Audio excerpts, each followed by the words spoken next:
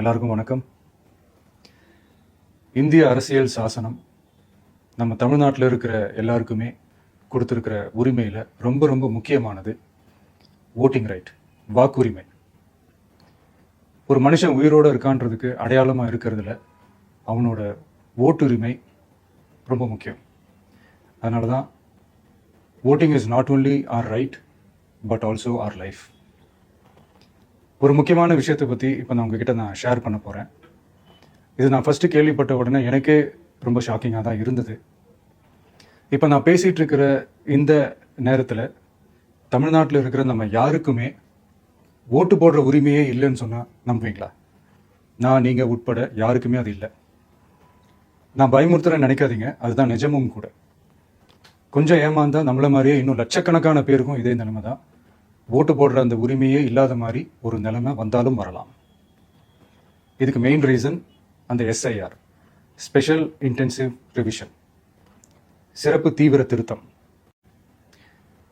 இப்போ இந்த எஸ்ஐஆர் நம்ம தமிழ்நாட்டில் எப்படி ஒர்க் ஆக போகுது? கடந்த ஜனவரி மாதம் எடுத்த அந்த கணக்கெடுப்பில் 6,36,00,000 வாக்காளர்கள் நம்ம தமிழ்நாட்டில் இருக்கிறாங்க. ஆனால் அவங்க யாருக்குமே இந்த ஓட்டு போடுற உரிமையே இல்லை. அந்த பிஎல்ஓன்னு சொல்லுவாங்க, பூத் லெவல் ஆஃபீஸர்ஸ், வாக்குச்சாவடி நிலை அலுவலர். அவங்க தான் வீடு வீடாக போய் அந்த ஃபார்மை கொடுப்பாங்க. அதை நம்ம ஃபில்அப் பண்ணி கொடுக்கணும். அதை தேர்தல் ஆணையம் அதை எடுத்துகிட்டு போய் அதை ஸ்க்ரூட்டினைஸ் பண்ணி அது எல்லாமே கரெக்டாக இருக்கான்னு செக் பண்ணி பார்த்ததுக்கப்புறம் அந்த வாக்காளர் பட்டியலை வெளியிடுவாங்க. அந்த வாக்காளர் பட்டியலில் நம்ம பேர் இருக்கணும், அப்போ தான் நம்மளால் ஓட்டு போட முடியும். அந்த புது பட்டியல் வர்ற வரைக்கும் நம்ம வாக்காளர்களான்றது அது உறுதியே செய்ய முடியாது. இன்கேஸ் அந்த புது பட்டியலில் நம்ம பேர் இல்லைன்னா அது ஒரு தனி ப்ராசஸ், அது ஒரு தனி ஃபார்ம், அது ஒரு தனி கிளைம்ன்ற மாதிரி அது ஒரு வேற வேலை. ஸோ இந்த மாதிரி நிறைய சிரமங்கள் குழப்பங்கள் இருக்கிறதுனால மக்களுக்கு இது மேலே ஒரு கன்ஃபியூஷன் ஒன்று இருக்குது. இது என்ன வெரிஃபிகேஷனா, இல்லை ஒரு மறைமுக ரீரெஜிஸ்ட்ரேஷனா, இல்லை இது ஒரு நியூ ரெஜிஸ்ட்ரேஷன் மாதிரியே தானா அப்படின்ற மாதிரி நிறைய கன்ஃபியூஷன் இருக்குது. அவங்க செய்ய வேண்டியதெல்லாம் ஒன்றே ஒன்று தான். இந்த மாதிரி வீடு வீடாக போய் அந்த எனிமரேஷன் ஃபார்ம் நம்ம ஃபில்அப் பண்ணி கொடுக்கும்போது அதுக்கான அக்னாலேஜ்மெண்ட்டை அந்த பிஎல்ஓ அந்த ஆஃபீஸர்கிட்ட இருந்து நீங்கள் வாங்கிக்கணும். அது ரொம்ப ரொம்ப முக்கியம். இது நான் சொல்கிறது வாக்காளர் பட்டியலில் ஆல்ரெடி உங்கள் பேர் இருக்கிறவங்களுக்கு நான் சொல்கிறேன். இப்போ புது வாக்காளர்கள், ஃபர்ஸ்ட் டைம் ஓட்டர்ஸ், அவங்களுக்கு ஃபார்ம் 6ன்னு ஒன்று இருக்குது. அதை நீங்கள் ஃபில்அப் பண்ணி நீங்கள் உங்கள் ஏரியாவில் இருக்கிற சம்மந்தப்பட்ட அந்த உங்கள் அலுவலகத்தில் நீங்கள் டைரெக்டாகவும் சப்மிட் பண்ணலாம், இல்லை நீங்கள் ஆன்லைன்லேயும் சப்மிட் பண்ணலாம். அப்படி ஆன்லைனில் நீங்கள் சப்மிட் பண்ணிங்கன்னா அதுக்கான ஸ்க்ரீன்ஷாட் எடுத்து வச்சுக்கோங்க. ஃபோனில் மெசேஜ் வரும், அதை சேவ் பண்ணி வச்சுக்கோங்க. அப்ராடில் இருக்கிறவங்க கூட அந்த எஸ்ஐஆர் ஃபார்மை டவுன்லோட் பண்ணி நீங்கள் அதை ஃபில்அப் பண்ணி சப்மிட் பண்ணலாம். அதுக்கான அக்னாலேஜ்மெண்ட்டை வாங்கி வச்சுக்கோங்க. ரொம்ப முக்கியமாக உங்களோட பிஎல்ஓ அந்த ஆஃபீஸர் யாருன்னு தெரிஞ்சு வச்சுக்கோங்க. இந்த தேர்தல் ஆணையம் அந்த வெப்சைட்டில் போனீங்கன்னா அந்த பர்டிகுலர் பிஎல்ஓ ஆஃபீஸரோட ஃபோன் நம்பர் கூட நீங்கள் எடுத்து வச்சுக்கலாம். இன்கேஸ் உங்களை யாரையும் ரீச் பண்ணலை, இல்லை உங்களுக்கு அந்த ஃபார்ம் கிடைக்கல அப்படின்னா நீங்கள் அவரை காண்டாக்ட் பண்ணி அந்த ஃபார்மை வாங்கி நீங்கள் ஃபில்அப் பண்ணி நீங்கள் சப்மிட் பண்ணலாம். ரொம்ப முக்கியமாக அதுக்கான அக்னாலேஜ்மெண்ட்டை வாங்கி வச்சுக்கோங்க. இது எல்லாமே சரியாக செஞ்சாலும் இந்த எஸ்ஐஆர் மேலே சில டவுட்ஸ் இருக்குது. அது என்னென்னா, இந்த 6,36,00,000 வாக்காளர்களுக்கு ஒருத்தர் விடாமல் இந்த ஒரே மாதத்துக்குள்ளே எப்படி எல்லாருக்குமே அந்த ஃபார்ம் போய் ரீச் ஆகும்? ஒன்று. ரெண்டாவது, நீங்கள் வரும்போது வீட்டை போட்டுட்டு வேலைக்கு போயிட்டு என்ன பண்ணுறது? இப்போ நீங்கள் வருவீங்கன்றதுக்காக வேலையெல்லாம் விட்டுட்டு வீட்டுக்குள்ளேயே உட்காந்துட்டு இருக்கணுமா? ஸோ இதில் மெயினாக பாதிக்கப்பட போகிறது உழைக்கிற மக்கள், ஏழைகள், வேலைக்கு போகிற பெண்கள். இவங்களுக்கு யார் கரெக்டான அந்த பதில் சொல்ல போகிறது? ஒரு நியாயமான எஸ்ஐஆர்னா என்ன நடக்கணும்? இப்போது இறந்து போனவங்களை மார்க் பண்ணி அதுலேருந்து டிலீட் பண்ணணும். இப்போ போலி வாக்காளர்கள் இருந்தாங்கன்னா அவங்கள மார்க் பண்ணி டிலீட் பண்ணணும். இப்போ ஆல்ரெடி ஓட்டு இருக்கிறவங்களுக்கு எதுக்கு இந்த ரெஜிஸ்ட்ரேஷன் என்ற பேரில் இவ்வளவு குழப்பங்கள் அப்படின்றதான் இங்கே கேள்வி. இப்போ புதுசாக வர வாக்காளர்களையோ இல்லை ஓட்டு இல்லாதவங்களையோ சேர்த்தா பத்தாதா? இப்போ ரீசெண்டாக நடந்த இப்போ எலெக்ஷன் 2021, 24 எப்படி எல்லாருமே ஓட்டு போட்டோம்? அதில் ஓட்டு போட்டவங்க கூட இப்போ புதுசாக ரெஜிஸ்டர் பண்ணணும்னா அது ஏன் அந்த கன்ஃபியூஷன் அப்படின்றத நாங்கள் கேட்குறோம். அதனால தான் நாங்கள் எஸ்ஐஆரை எதிர்க்கிறோம். இப்போ புதுசாக சில கம்ப்ளைண்ட்ஸ்லாம் வர ஆரம்பிக்குது. அது என்னன்னா முக்கியமாக நம்மளுடைய டிவிகே தோழர்களுக்கு அந்த ஃபார்ம் கிடைக்க மாட்டேங்குது, கொடுக்க மாட்டேன்றாங்க அப்படின்ற சில கம்ப்ளைண்ட்ஸ்.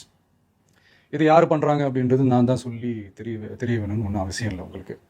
இப்போ இருக்கிற ஆட்சியாளர்கள் அவங்களுக்கு கைப்பாவையாக இருக்கக்கூடிய சில பேர் வந்து இதை செய்ய ஸ்டார்ட் பண்ணியிருக்கிறாங்க. அதனால் மைடியர் வர்ச்சுவல் வாரியர்ஸ், இதை வந்து சாதாரணமாக எடுத்துக்காதீங்க. இது எல்லாருக்குமே அந்த ஃபார்ம் போய் ரீச் ஆகணும். இதில் ரொம்ப உறுதியாக இருங்க. அதையும் மீறி உங்களுக்கு அந்த ஃபார்ம் கிடைக்கலன்னா இருக்கவே இருக்கும் ஆன்லைன். தேர்தல் ஆணையம் அந்த வெப்சைட்டில் போய் அந்த ஃபார்மை டவுன்லோட் பண்ணி நீங்கள் ஃபில்அப் பண்ணி சப்மிட் பண்ணலாம். உங்கள் வீட்டில் இருக்கிறவங்களுக்கு நீங்கள் செஞ்சு கொடுங்க, பக்கத்து வீட்டில் இருக்கிறவங்களுக்கு செஞ்சு கொடுங்க, தெரிஞ்சவங்களுக்கு, தெரியாதவங்களுக்கு, பழகினவங்களுக்கு, பழகாதவங்களுக்கு எல்லாருக்குமே நீங்கள் தயவு செஞ்சு கொடுங்க. அண்ட் ரொம்ப முக்கியமாக நம்ம ஜென்சி கிட்ஸ், நம்ம ஃபஸ்ட் டைம் ஓட்டர்ஸ், நம்ம புது வாக்காளர்கள், நம்ம நண்பா நண்பிகள், அவங்க ரொம்ப கேர்ஃபுல்லாக இருக்கணும். நான் ஆல்ரெடி சொன்ன மாதிரி உங்களுக்கான ஃபார்ம், அந்த ஃபார்ம் நம்பர் 6, அதை கரெக்டான டீட்டெயில்ஸோட, கரெக்டான உங்கள் டாக்குமெண்ட்ஸை வச்சு அதை சப்மிட் பண்ணுங்கள். ஏன்னா வரப்போகிற தேர்தலில் நீங்கள் தான், அந்த ஜென்சி வாக்காளர்கள் தான் மிக முக்கியமான ஒரு ஃபோர்ஸ் அப்படின்றது எல்லாருக்குமே தெரிஞ்ச ஒரு விஷயம். அதனால் உங்களை டிஸ்டர்ப் பண்ணுறதுக்கு, உங்கள் பேர் அதில் இன்க்ளூட் பண்ணாமல் செய்கிறதுக்கு என்னென்ன வேலைகள் செய்யணுமோ, என்னென்ன தில்லுமுள்ளு வேலைகள் செய்யணுமோ எல்லாமே அவங்க செய்வாங்க. இது நமக்கு எல்லா திசையிலையும் எல்லா பிரச்சனைகள் கொடுத்துட்டு தானே இருக்கிறாங்க. அது டிஃபால்ட்டாக நடந்துட்டு தான் இருக்கும், அது ஒன்றும் பண்ண முடியாது. ஸோ அந்த மாதிரி ஓட்டு போடுற விஷயத்துலையும் அவங்க என்ன உத்தரமராக மாறவா போகிறாங்க? நான் சில மீட்டிங்ஸ்லாம் ரிப்பீட்டடாக ஒரு விஷயம் நான் சொல்கிறேன்ல, 2 பேருக்கு நடுவில் தான் போட்டி அப்படின்ட்டு. அது மேடைக்கு மேடை அவங்க அதை ப்ரூவ் பண்ணிட்டு இருக்கிறாங்க.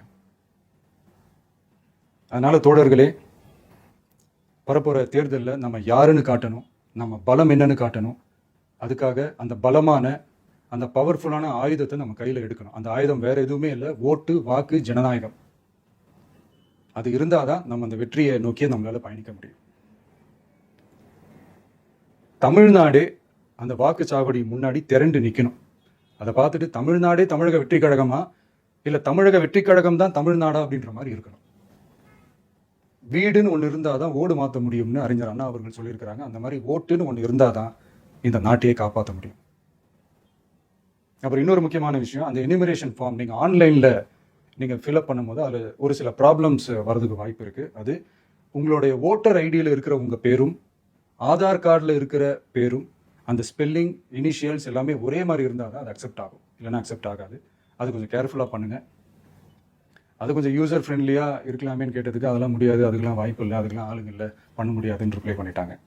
ஸோ அதனால் மைடியர் டிவிகே தோழர்களே, மைடியர் ஜென்சி படை பலமே, உஷாராக இருங்க, கான்ஃபிடென்ட்டாக இருங்க. நல்லதே நடக்கும், வெற்றி நிச்சயம். மீண்டும் சந்திக்கும் வரை நன்றி, வணக்கம்.